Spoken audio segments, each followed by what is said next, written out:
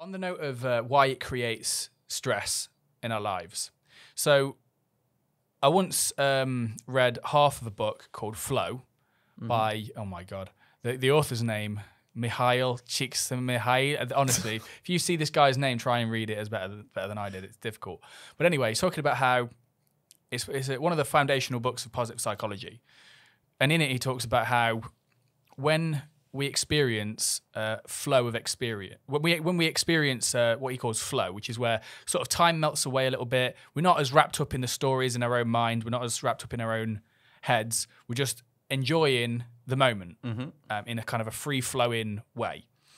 And one of the impediments to this is our own minds and our own stories.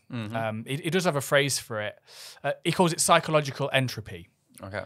Where the flow of our experience is interrupted and then our attention is focused solely on our own stories and our own mind to the point where we're not present anymore and we can't be in flow and we can't fully enjoy our lives. And for me, I saw that there was a link here. Brad Blanton asserts that, lies interrupt the flow of experience by capturing our attention on the stories and lies we tell ourselves. It's like half of our attention is on our own bullshit, and only half of our attention at most is on the experience we have. We're never fully in this moment, right? So for me, those two things, they go hand in hand perfectly. Lying causes psychological entropy. So it checks out, basically. So I'll go on a little bit more.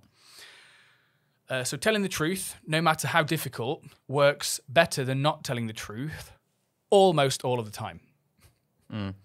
Expressing uncomfortable feelings and secrets liberates us from living from avoiding what is so, frees our attention to experience life, and helps us move through feelings instead of staying stuck with them.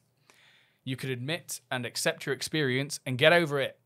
If you keep it a secret, you keep it a long time, whether you want to or not. Captured attention interrupts and inhibits our flow of experience. It's the primary cause of stress. Spoken or embodied lies keep stress alive. And here's something in response to something you mentioned earlier, right? Which is we need to be honest with ourselves first. And I align with that. I get that. I make that.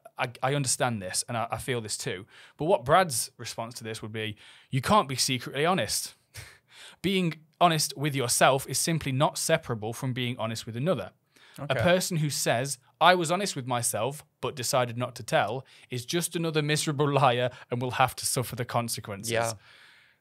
So you can practice with other people first. Makes sense. So You've got a direct bouncing board. So when we say be honest with ourselves, let's say in a writing session, that for me, that feels true though. That feels like I can be honest with myself in a writing session. That feels like I can lie to myself, or I can be honest with myself. It seems like I can actually do that. Yeah.